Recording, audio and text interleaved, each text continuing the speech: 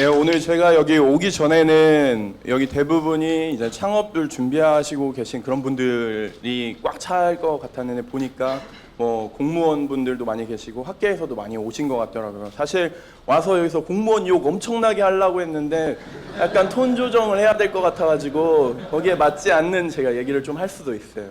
그렇기 때문에 양해를 부탁드리겠습니다. 일단 그렇기 때문에 제가 이렇게 제목을 지었습니다. 약간 도발적인 제목이죠. 허락받고 시작하지 말라, 시작하고 용서를 구하라. 이게 이제 제가 추구하는 바고 그렇기 때문에 제가 이런 사업을 했던 거고요. 여러분 혹시 쿨버스 여기서 모르신 분 얼마나 계신가요? 한번 손 한번 들어보시겠어요? 모르시는 분? 예, 몇 분 계신데 제가 이제 설명을 해드리도록 하겠습니다. 여러분 서울 살면서 가장 불편하다 싶은 게 뭐가 있으신가요? 뭐 여러 가지가 있겠죠. 아주 많을 겁니다. 하지만 그 중에서도 가장 불편했던 게 저는 바로 택시 승차 거부였습니다. 너무나 불편했고 특히 야간 시간대 저는 이제 야근을 많이 하니까 뭐 10시에서 뭐 새벽까지 이렇게 일을 하고 퇴근을 할 때는 택시가 절대 안 잡혀요. 그다음에 다 예약이라고 켜져 있고 분명히 주문이 없는데도 예약이 돼 있고 카카오 택시를 부르면은 안 돼요. 카카오 택시 부르니까 승차 거부는 더 심해졌어요. 그래서 승차 거부가 더 심해졌고 너무 이게 힘들었어요. 제가 사실 창업을 하기 전에는 한국경제신문의 IT과학부 기자였습니다. 그리고 그전에는 국제부 기자였어요. 국제부 기자는 새벽 2시까지 야근을 하는 날이 많았습니다. 네, 퇴근할 때마다 차가 분명히 빈 차라고 돼 있었는데 타면 갑자기 예약이 돼 있다라는 거예요. 갑자기 순식간에 텔레파시로 막 이렇게 예약을 하는 것 같은데 그래서 이거 분명히 내가 이거 빈차라고 돼 있는 거 봤는데 왜 그러냐 가달라 그렇게 승강이를 한 적이 정말 많습니다. 그래서 내가 언젠가 이거 고쳐야겠다 싶었죠. 그리고 나서 이제 IT 과학부로 들어가서 스타트업들을 취재하다 보니까 이런 세계가 있더라고요. 이런 것들을 기술로 뭔가 그다음에 행동력으로 바꿀 수 있구나라는 것을 제가 깨닫게 됐고 그래서 쿨버스를 창업했습니다. 여기에서 보는 이 사진은 뭔 거 같으세요? 네, 걔가 화가 난 사진인데 맨날 제가 너무나 짜증이 나서 근데 그냥 짜증도 아니고 이거는 진짜 개짜증이다 싶어서 제가 구글에다 개짜증을 쳤더니 가장 먼저 나온 사진이 이거였어요. 그래서 그거를 고치기 위해서 저는 기자를 그만두고 창업을 선택을 했고 창업을 선택을 해서 만든 것이 이제 콜버스였는데요. 서울의 야간 교통은 이런 문제점들이 있습니다. 첫 번째로 승차 거부, 불법이죠. 뭐 이건 산불이라고 제가 하는데 산불 요소입니다. 그다음에 불안, 택시 범죄, 뭐 여성들이나 만약 택시 범죄를 많이 우려를 하죠. 그다음에 불능, 뭐 야간 버스가 있지만 그 롯데이 버스가 있지만 노선이 한 8개 한정적이어서 사실상 전체 수요자의 1%밖에 지금 충당을 하고 있지 못한 상황입니다. 사실상 택시가 독점하고 있는 야간 교통 시장이에요. 그러면 근데 그 독점을 하고 있으면 가격은 어느 정도 규제가 되고 있죠. 그런데 가격이 규제가 되니까 그만큼 또 서비스의 품질이 나빠지고 뭐 여러 가지 문제가 있더라고요. 이 시장을 어떻게 바꿀 수 있을까? 문제를 어떻게 해결할 수 있을까? 내가 뭔가 이 시장을 혁신해 보겠다, 바꿔보겠다, 한 방 먹여보겠다 해서 홀버스를 만들었습니다. 홀버스는 이렇게 생겼습니다. 현재 유럽형 밴 스타일로 아주 멋진 차량이고 그다음에 뭐 이렇게 외국인들도 지금 아주 행복하게 타고 다니시면서 뭐 집에 가고 계세요. 그러면은 홀버스가 뭔지 개념을 설명을 해드릴게요. 외관은 이렇게 생겼습니다. 홀버스는 맨 처음에 나왔을 때 어떤 거였냐면요. 일단은 비슷한 방향의 승객들이 전세버스를 공유하는 모빌리티 스트리밍 서비스입니다. 쉽게 말씀드리자면 뭐 같은 방향으로 가는 승객들이 전세버스를 하나를 그냥 공동으로 빌려서 돈을 나눠서 내고서 가는 그런 모델이었어요. 그러면서 가면서 중간중간에 다른 손님들이 나는 여기에서 여기로 가겠다, 나는 여기서 여기로 가겠다, 막 여러 승객들이 그냥 택시 앱 하는 것처럼 뭐 우버나 카카오 택시가 하는 것처럼 출발지 도착지를 입력하면 차가 순간적으로 경로를 다 바꿔가면서 그들 다 연결해서 태우고 내려주고 하는 게 계속 이어지는 거죠. 그러니까 버스의 개념과 택시의 개념을 합쳐놓은 거고요. 그래서 승객 입장에서는 카카오택시처럼 출발 도착지를 입력하고서 그 계산을 하면, 결제를 하면은 차가 나한테서 가장 가까운 정류장에서 나를 실어서 우리 집 앞 정류장에서 내려주는 그런 시스템이었습니다. 가격은 택시보다 한 30% 저렴했고요. 그래서 문제는 이런 것들을 해결했습니다. 뭐 시스템상 승차 거부가 원천 차단되고, 택시보다 요금은 30% 저렴하고, 그다음에 여럿이 함께 타기 때문에 어떤 택시 범죄나 이런 것들하고 그런 것도 걱정할 필요가 없고, 무엇보다 제가 이제 많이 얘기하는 게 모빌리티 스트리밍 서비스로서의 편안함이었습니다. 이거는 뭐 우버나 카카오택시에도 적용이 되는 건데요. 여러분 보통 스트리밍 서비스 하면 뭐가 생각나시나요? 그렇죠. 음악, 뭐 멜론이나 뭐 카카오 뮤직이나 네이버 뮤직 같은 게 있을 수 있고요. 또 다른 게 뭐가 있을까요? 또 다른 스트리밍 서비스 생각나는 거 없으세요? 뭐 넷플릭스라든지 뭐 이런 동영상, 영화 뭐 이런 것도 스트리밍 서비스가 있습니다. 근데 이런 스트리밍 서비스가 많이 나오는데 과연 그것들에 제가 모빌리티 스트리밍 서비스라고 하는 거예요. 그러니까 그런 것처럼 모빌리티도 이동성도 이제 스트리밍이 되고 있다라는 거예요. 스트리밍의 정의는 누가 정확히 정의를 하진 않았지만 그 행태를 따져봤을 때 뭐가 본질이냐 따져봤을 때 내가 언제 어디서나 원할 때 원하는 양만큼만 딱 쓸 수 있다라는 거예요. 종량제 그 봉투처럼 내가 딱 원한 그 쓴 만큼 돈을 낸다. 그다음에 언제 어디서든 내가 원하는 시간대에 원하는 양만큼 서비스나 재화를 쓸 수 있다가 스트리밍의 본래 정의인 것 같습니다. 그렇다면 스트리밍이 가장 먼저 나온 건 뭘까요? 가장 먼저 역사상 가장 먼저 나온 스트리밍. 교수님 뭐라고 생각하세요? 예? 교수님 뭐라고 생각하세요? 먼저 나온 스트리밍 서비스. 예, 그렇죠. 로마 시대 때 나왔던 상수도가 가장 먼저 나왔던 스트리밍 서비스입니다. 그러니까 스트리밍이라는 것의 정의를 우리가 다시 한번 깨우칠 필요가 있습니다. 그럼 그 다음에 나왔던 게 뭘까요? 그렇죠, 전기입니다. 수도, 전기, 가스 뭐 이런 것들은 인프라 기술, 토목 인프라 기술의 발달에 의해서 우리가 그런 어떤 재화나 서비스 이런 것들을 쉽게 그냥 언제나 흐르고 있어요. 말 그대로 스트림이죠. 흐르고 있고 내가 원할 때 원하는 만큼 수도꼭지 돌려서 쓰듯이 쓰는 거예요. 근데 그것이 토목 인프라 기술의 발달에 의해서 됐었던 거고, 그 다음에 멜론이나 넷플릭스나 이런 것들은 뭐 때문에 나왔냐면 정보통신 기술의 발달에 의해서 이제 콘텐츠도 스트리밍 할 수 있게 됐던 거예요. 그런데 이번에는 모빌리티, 특히 지금 모바일 폰을 갖고 다니면서 내가 언제 어디서나 내가 있는 위치를 입력할 수 있고 그다음에 거기로 차가 올 수 있게 되는, 이게 이런 기술의 발달에 의해서 어떤 기술이 한 단계에 나올수록 이 계단 형태로 새로운 형태의 스트리밍 서비스가 생기는 겁니다. 이제는 모빌리티 스트리밍 서비스가 시작된 거예요. 우버와 카카오택시와 콜버스는 모빌리티 스트리밍 서비스입니다. 자율주행차가 나오면 훨씬 더 파괴적인 서비스가 되겠죠. 그래서 저희는 모빌리티 스트리밍 서비스하고 앞으로 모든 지금 산업 분야, 4차 산업혁명, 뭐 공유경제, 이것들이 다 본질을 핵심을 짚고 있지 못한 겁니다. 핵심은 스트리밍 서비스고, 자본주의 체제 안에서는 언제나 자원의 효율적 배분을 추구하려고 하게 돼 있어요. 그렇죠? 공급자들은 최소 비용을 가지고 아니면 가지고 있는 자원을 최대한 효율적으로 배분을 하고, 소비자들은 더 싸게, 값싸게 자기가 필요한 것만 쓰게 되니까 재고나 이런 것들을 최대한 없애려고 하는 거예요. 그래서 예를 들어서 옷 같은 거, 내가 옷을 지금 입는데 맨날 이 옷 입는 거 아니잖아요. 뭐 철 지나면 안 입을 수도 있고, 내 체형이 안 지나 뭐 이게 안 되면은 살찌면은 버려야 되고, 이게 재고가 남는 거죠, 사실상. 근데 이것을 만약에 그냥 공유를 한다면, 이걸 갖고 여러 사람이 공유를 한다면 사실상 그 옷 하나를 두고서 스트리밍을 하는 거죠. 그걸 두고서 지금 프로젝트 N이라고 SK 플래닛에서 하는 게 이제 옷에 관련된 스트리밍 서비스를 시작한 겁니다. 그러니까 모든 재화와 서비스가 이제는 통신 기술의 발달, 뭐 아니면 지금 배송 물류의 그 혁신 이런 걸 통해서 스트리밍 형태로 가고 있고, 그것은 4차 산업혁명이라고 하면 예를 들면 3D 프린터 생산할 때 드는 그런 어떤 생산 자재나 뭐 이런 것들 있잖아요. 그런 리소스를 딱 스트리밍하는 형태로 최소화하는 형태로 가는 거고, 에어비앤비는 부동산을 스트리밍하는 형태죠. 부동산 하나 있고 여러 명이서 같이 쓰고, 모든 것들이 그렇게 변하고 있고, 4차 산업혁명이 지향하는 바도 바로 그겁니다. 공유경제라고 말했던 것도 바로 그것이고요.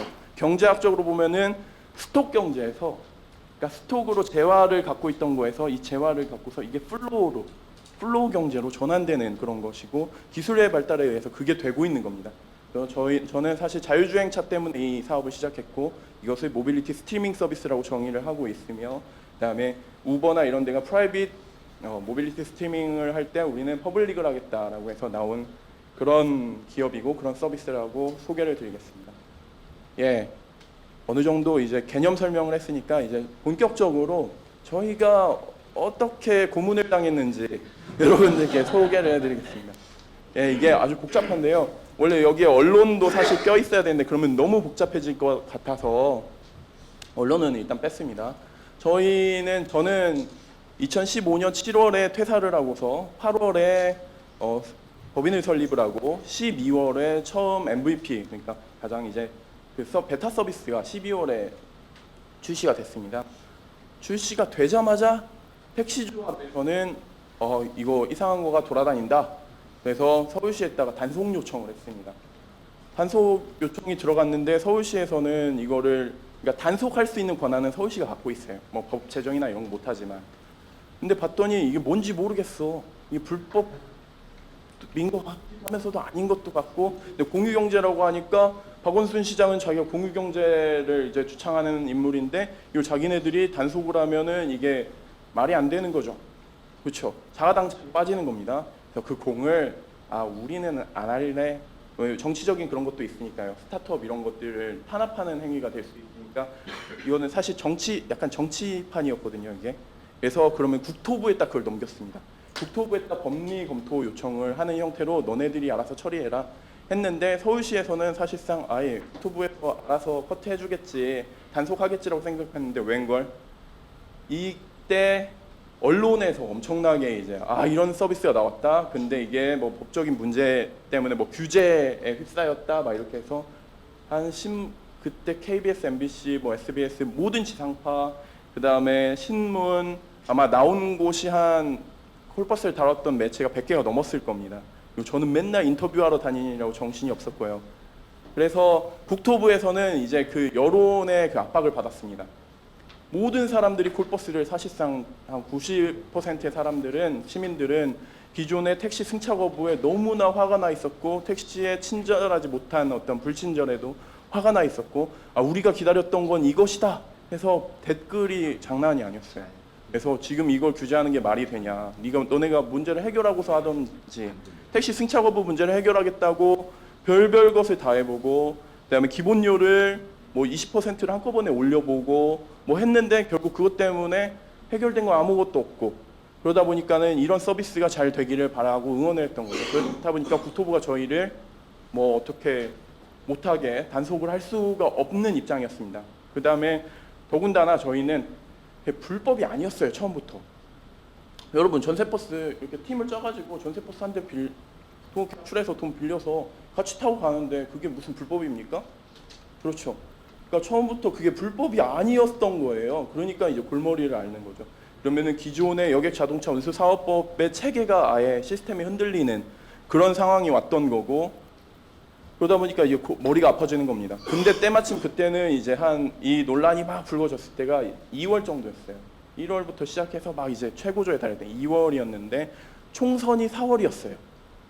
그러니까 택시업계는 지금 전국에 23만 명이 택시 노동자가 있는데 가족까지 합치면은 한 100만 명 정도가 되는 거고, 그게 이제 표를 움직이는 그런 겁니다.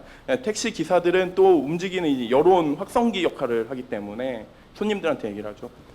그래서 이것을 정부 입장에서는 엄청나게 골머리를 쌓고 이거 어떻게 해야 될지 몰랐던 거예요. 그래서 저희는 우리는 해야 된다, 이거 법적으로 문제 없다 이렇게 주장하고, 근데 택시조합에서는 이거 불법이다, 너네 불법으로 허가받지 않고 노선 운행을 하지 않느냐. 근데 사실 저희는 노선이 없거든요.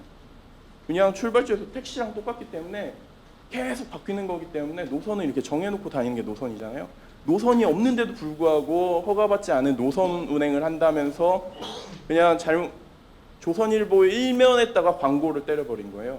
콜버스는 불법입니다. 창조경제 민명하에 뭐 택시업계가 죽어가고 있습니다. 이렇게.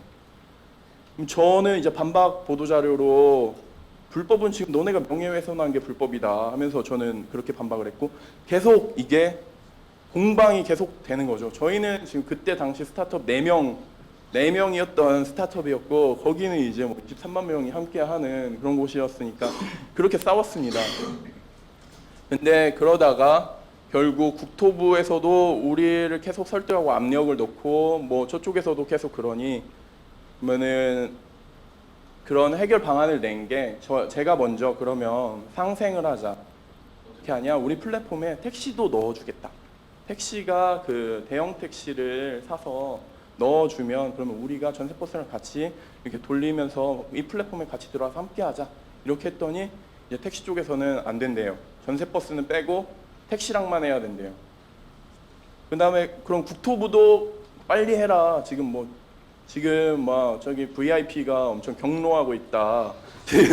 지금 빨리 이걸 처리해야 된다 하면서 아무튼 이 일을 무마하려고 하는 거예요. 여론에서 막 떠들고 막 그러니까 저희는 사실 시간에 쫓기고 뭐 여러 가지 그런 압박도 있고 그러다 보니까 사실 위축됐는데 그 상황에서 택시 쪽에서 택시 조합에서 이제 그 이사회에서 그러면 이걸 하면은 콜버스를 여기다 250대를 한꺼번에 넣겠다라고 그렇게 이제 이사회에서 결의를 합니다. 그러면은 그걸 보고서 저는 그걸 믿고서 아 그래 그럼 택시랑 손잡고 한번 해보자 하고서 그렇게 합의를 했고 그것에 따라서 법이 바뀌었어요.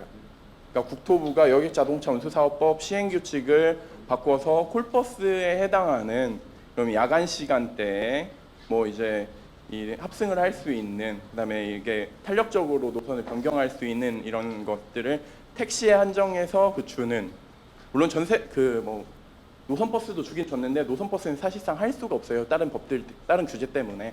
그래서 택시한테 주는 그런 법을 통과시켰습니다.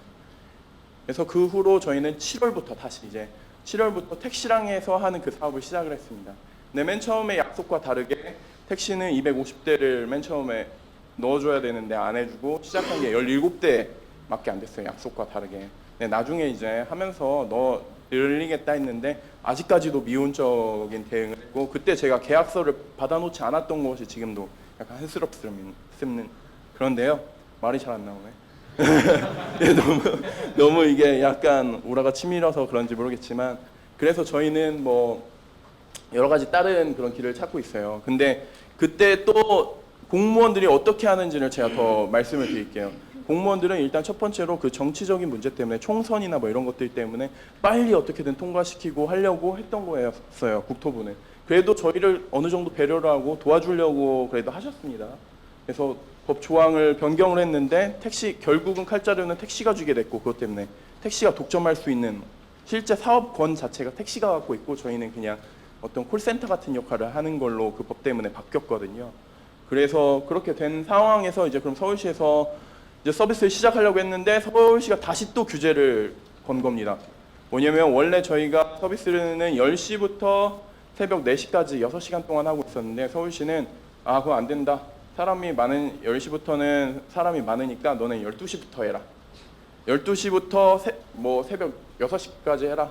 그때는 어차피 사람이 없어서 저희는 수익성이 없거든요. 그다음에 또 지역도 서울 전역에서 하지 말고 원래 전역이었는데 인접한 3개 구 안에서만 돌아라. 그걸 또 하고 요금이나 이런 것들도 우리가 무조건 원래 요금은요. 이 고급 택시 이게 나올 때 그다음에 이게 나올 때 요금은 자율로 우리가 정할 수 있도록 돼 있어요. 근데 서울시는 그러니까 자율 신고 요금제거든요. 서울시는 근데 그걸 신고를 하잖아요. 그러면은 그거를 신고를 접수를 해주지 않는 방법으로 사실상 허가제를 시행하고 있습니다. 지금. 그러니까 사실 그 법에 나오지 않은 형태로 편법적으로 규제 권한을 더 만들어내고 남용하고 있어요. 그래서 저희는 사업을 사실상 뭐 차종도 원래는 뭐 11인승에서 뭐 13인승까지 할 수 있으면 저희는 11인승으로 좀 낮추려고 해서 더 좀 작은 차로 더 차량을 늘리려고 했어요. 택시가 그렇게 하면 좀 해주겠다 해서. 근데 그것도 안 된다. 좀 좁으면은 승객들이 뭐 시민들이 불편해한다 해서 그런 것도 못하게 하고요. 그래서 여러 가지 규제로 콜버스 안 되게 하는 겁니다. 물론 그거는 여러 가지 입장이 있겠지만 이미 서울시에서 올빼미 버스를 운영하고 있기 때문에 이게 잘 되면은 자기네들 그 성과가 또 묻히기 때문에 또 이런 점도 있었어요. 정말 이거 버라이어티하죠. 이게 진짜 이게 공무원들이 하는 겁니다. 그리고 나서 어떻게 해야 됐냐? 그렇게 했는데 그래도 나름 저희가 수익은 전체 원래 저희가 매출이 나는 것 자체가 그러니까 수익성이 지금 우리가 매월 한 3천만 원 나가면 이제 300만 원밖에 수익이 안 나요, 여기서. 예. 그런데 불구하고 지금 그냥 서비스 일단은 저희 브랜드 유지와 사회 공헌 차원에서 일단은 이걸 하고 있습니다. 그러면서 다른 여러 가지 방도를 찾고 있어요. 그런데 그럼 나름 이 타시는 분들 너무나 좋아하시죠. 너무 편하다, 너무 좋다, 이게 빨리 확산됐으면 좋겠다. 근데 왜 확산되지 않느냐, 맨날 이런 얘기 하시면서 하는데 또 서울시의 그 정책 투표, 정책이 뭐 2016년 가장 좋은 정책 해갖고 이제 콜버스가 거기에 이렇게 들어갔는데 그걸 서울시가 자기네들이 다 한 걸로 다 홍보를 해요. 했는데 2016년에 40몇 개 그 정책 중에 콜버스가 1등을 했습니다. 시민들이 그 뽑은 그거였는데 투표로 온라인 투표를 통해서. 근데 이제 서울시는 그거를 막 서울시가 한 걸로 이렇게 홍보를 엄청나게 하죠. 그러니까 우리를 못하게 망하게 하려고 엄청나게 그렇게 하고 규제를 했으면서 이제는 또 시민들한테 그걸 또 하니까 또 그걸 이제 우리가 다 한 걸로 홍보를 하는 겁니다. 이게 지금 사실상 우리나라 공무원들의 행태입니다. 네, 여기 공무원분들 계시겠지만 뭐 그렇지 않으신 걸로 여기 계신 분들은 그렇지 않으신 걸로 저는 믿겠고 그다음에 그러면은 이걸 어떻게 해야 되냐 이 문제를 해결해야 되지 않겠습니까?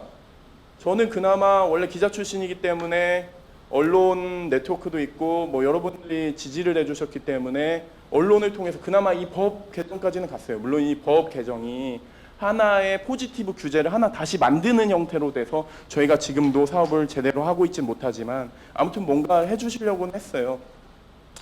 근데 그렇지 않은 완전 다른 작은 그런 스타트업들은 아예 시도도 못하고 그냥 소리 소문 없이 문 닫게 되는 거죠. 그 문제를 해결하려면 어떻게 해야 될까? 케이스 바이 케이스, 케바케는 불가능합니다. 원샷 특별법이 필요하다고 저는 생각합니다. 왜냐하면 산업 부분이 스타트업은 워낙 광범위합니다. 모든 분야에서 스타트업이 다 나올 수 있잖아요. 근데 그것을 하나하나 공무원들이 어떻게 다 할 수 있을까요? 너무나 많이 나오고 있어요. 사안별로 규제 해결이 불가능합니다. 그다음에 무엇보다 공무원들이 역량이 안 됩니다. 이 완전히 신기술을 이해를 못합니다. 못하고 있어요. 왜냐하면 다른 일들도 하고 그다음에 이건 최첨단으로 가장 잘하는 사람이 이걸 하는데 어떻게 그 사람보다 더 잘 알아서 그걸 규제를 할 수 있겠습니까? 원천적으로 그건 불가능한 거예요. 그다음에 혁신 막는 이익단체의 정치적 실력 행사. 그러니까 뭐 콜버스는 택시 조합이라는 우리나라에서 가장 강력한 그 정치 집단이 그거를 못하게 했고요. 그다음에 아까 말씀하신 헤이딜러나 이런 데들도 뭐 렌터카 이런 그런 사람들이 또 못하게 했고요. 할 때마다 그 사람들이 시위를 하면 정치인들은 물러설 수밖에 없습니다. 그렇기 때문에 이게 규제나 이런 것들이 예, 빨리 끝내도록 하겠습니다. 예, 이것들 불가능합니다. 그다음에 모두가 골키퍼입니다. 정부가 풀어주면 지자체가 막습니다. 예? 2중 3중으로 계속 막아요. 그다음에 4차 산업혁명, 물론 저는 이게 스트리밍으로 가는 어떤 스트리밍 혁명이라고 생각을 하는데 어쨌든 속도 경쟁입니다. 중국이나 미국이 엄청나게 달려가고 있는데 우리는 이런 규제 때문에 지금 못하고 있는 거예요. 그래서 결국 제가 주장하는 거는 뭐냐면 네거티브 규제 시스템 도입이 필요합니다. 그거를 특별법으로 원샷으로 해결해야 됩니다. 정말 많이 말씀하시는 거지만 꼭 필요한 거 국민의 생명과 안전을 위협하든지 아니면 재산권을 침해하든지 이런 것만 제외하고 그다음에 꼭 필요한 것들만 막고 나머지는 다 할 수 있게 만들어야 됩니다. 법으로 아예 헌법처럼 상위법으로 특별법으로 해놓으면 공무원이 하나하나 일일이 해줄 필요 없이 만약에 이익집단이 이거 막아라 그 법이 상위법이 그렇게 돼 있어 우리는 어떻게 할 수 없어요. 이렇게 하면 되잖아요. 일일이 정치인들이 그 개입을 할 필요가 없습니다. 이미 한 번만 해놓으면 그 다음부터 문제될 게 없는 거예요. 누구 하나 압력을 받고 그럴 필요가 없습니다. 그렇기 때문에 저는 차기 정부나 이런 데에서 이 관련 특별법이 네거티브 규제 시스템으로 바뀌어야만 스타트업이 성장할 수 있고 살아남을 수 있습니다. 안 그러면 다 죽습니다. 스타트업이 생겨나지 못하고 그게 대기업으로 크지 못하면 우리나라 경제는 뭐 이제 말할 것도 없죠. 끝납니다. 예, 그래서 다시 허락받고 시작하지 말라, 시작하고 용서를 구하라. 이 상황에서는 허락받을 수가 없습니다. 규제 때문에 허락받을 수가 없고 4차 산업혁명이라고 하는데 혁명은 원래 허락받는 것이 아닙니다. 예, 예. 혁명은 허락받는 게 아닙니다. 예, 일단 해놓고 나중에 그 정당성을 인정받는 겁니다. 그렇기 때문에 제가 다시 한번 이걸 주장을 하는 거고요. 뭐 이거는 뭐 여러 가지가 있었는데 이거는 일단 스킵하겠습니다. 어떤 팁이었는데 규제를 어떻게 대응해야 되는지 팁이었는데 이건 넘어가고, 마지막으로 제가 말씀드리고 싶은 것은 저는 이런 생각을 가지고 있습니다. 어렸을 때부터 내가 왜 살지에 대한 질문을 많이 했습니다. 어차피 죽는데 왜 살지? 여러분들은 거기에 대한 답이 있으신가요? 어차피 죽는데 왜 삽니까? 어렸을 때부터 이 고민을 정말 많이 하다가 군대 때 결국은 제가 깨달은 것은 뭐냐면, 그거 몰라. 내가 만들면 돼, 그 이유를. 얼마나 좋아. 허무한 게 아니라 내가 만들면 돼. 그래서 나는 한 번 사는 인생을 멋지게 살자라는 그 좌우명을 제가 갖게 됐습니다. 그래서 기자 생활 저는 너무나 행복하게 하고 너무나 즐겁게 하고 너무나 사랑하는 그 직업이었는데, 이런 아이디어가 떠오르고 이런 기회가 왔을 때 그럼 뭐가 멋지게 사는 거지? 멋지게 사는 삶은 뭐지? 라는 그 질문을 했고, 결국 제 답은 이것에 도전하자였습니다.